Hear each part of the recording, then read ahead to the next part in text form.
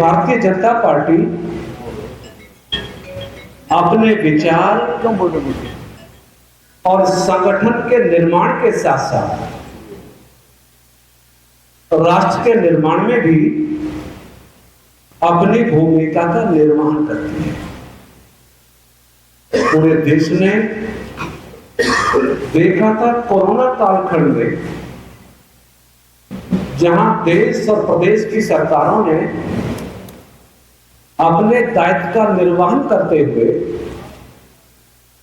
उस महामारी से निजात पाने में सफलता हासिल की, वहीं पर भारतीय जनता पार्टी का प्रत्येक कार्यकर्ता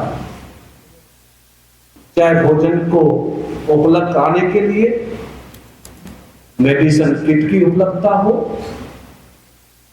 या पीड़ित परिवारों तक सुविधाएं पहुंचाने की बात हो, हमारे कार्यकर्ताओं ने अपनी जान हथेली पे रख के अपने राजनीतिक दायित्व का निर्वहन किया। उसी प्रकार से, क्योंकि भारतीय जनता पार्टी में 7 प्रकोष्ठ, 7 मोर्चे और 22 प्रकोष्ठ पार्टी ने इसलिए इस नाते बनाए हैं कि हम सरकार की हर योजना का लाभ अपने मुख्य संगठन, अपने मोर्चे और प्रकोष्ठों के माध्यम से जन जन तक पहुंचा सके। इसलिए पार्टी ने अपने अनुशासित संगठनों का भी प्रयोग प्रदेश और देश की राजनीति में किया है। उदाहरण के तौर पर, जिस विभाग का दायित्व मेरे पास है, पिछड़ा वर्ग कल्याण, तो मेरे पास ओबीसी मोर्चे के प्रदेश की अध्यक्ष की जिम्मेदारी भी है। उत्तर प्रदेश की जो भी योजनाएं हमारे विभाग के माध्यम से संचालित होती हैं, उन योजनाओं को धरातल पर ले जाने के लिए हमारा ओबीसी मोर्चा काम कर रहा है। ऐसे ही अलग अलग क्षेत्रों में भारतीय जनता पार्टी जब भाजपा के विचार और संगठन के लिए काम करती है, वहीं जन जन तक सरकार की योजनाओं का लाभ पहुंचे, उसको पहुंचाने में भी काम करती है, जो अपने आप में मुझे लगता है कि शायद विश्व में पहली ऐसी पार्टी होगी जो इस दायित्व को निभाती है। आज 8 साल योगी जी की सरकार के पूर्ण हुए, सौभाग्य से मैं भी उनके साथ मंत्री के रूप में सेवा कर रहा हूं। इन 8 वर्षों में सेवा, स्वास्थ्य, सुशासन की दृष्टि से जब आकलन करते हैं तो हमारा प्रदेश इन 8 सालों में बहुत आगे बढ़ा है। अर्थव्यवस्था की दृष्टि से अगर मैं बात करूं तो 2017 तक हमारे प्रदेश की अर्थव्यवस्था 7वें नंबर की अर्थव्यवस्था होती थी, 7वें नंबर। योगी जी के सुशासन वाली सरकार में 8 सालों में ये अर्थव्यवस्था अब देश की दूसरे नंबर की सबसे बड़ी अर्थव्यवस्था हो गई है। योगी सरकार का लक्ष्य 2029 तक उत्तर प्रदेश की अर्थव्यवस्था को नंबर 1 पर लाने का। 8 सालों में 8 लाख नौजवानों, 8,50,000 नौजवानों को सरकारी नौकरियों देने में हमारी सरकार ने सफलता हासिल की है। 60 लाख नौजवान प्राइवेट सेक्टर में रोजगार पाने में सफल हुए। उत्तर प्रदेश में हम उद्योग स्थापना की बात करें, एमएसएमई सेक्टर की स्थापना की बात करें, तो उत्तर प्रदेश ने इन 8 सालों में बड़ी सफलता हासिल की है।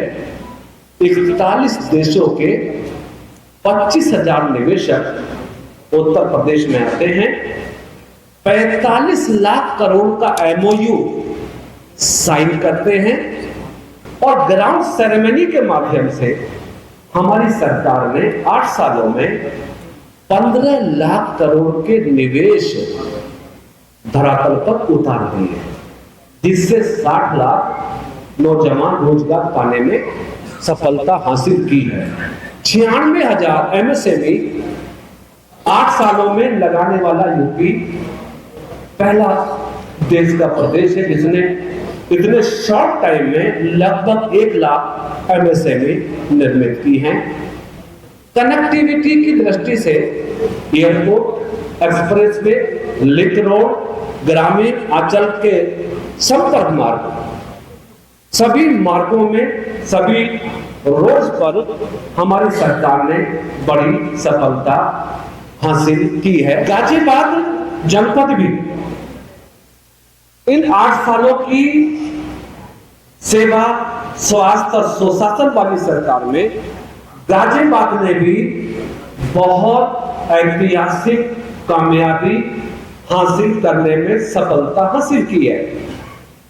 रैपिड मेट्रो ट्रेन भारत की पहली मेट्रो, पहली रैपिड ट्रेन साहिबाबाद, गाजियाबाद, मुरादनगर, मोदीनगर होते हुए मेरठ के गंतव्य तक पश्चिमी यूपी की जनता को न्यूनतम किराए में पहुंचाने में कामयाबी हासिल कर रही है।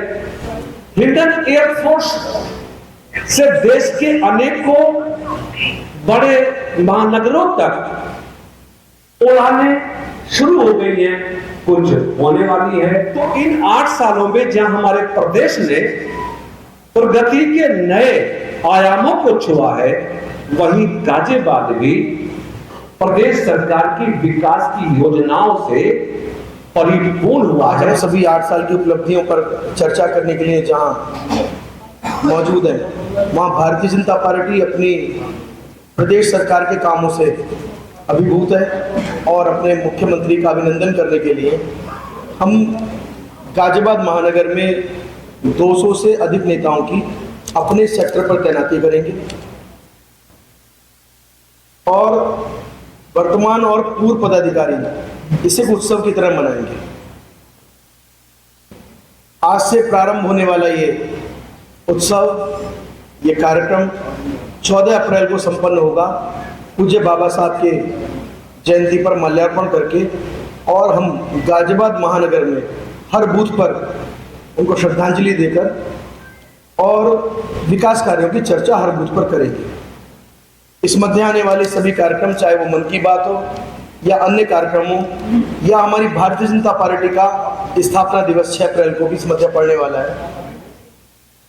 इसके अतिरिक्त हमारा बीजेपी का जो यूथ विंग है, युवा मोर्चा, वो एक बड़ी रैली का आयोजन करेगा जिसमें सभी युवा कार्यकर्ताओं का आह्वान करके जन जागरण किया जाएगा।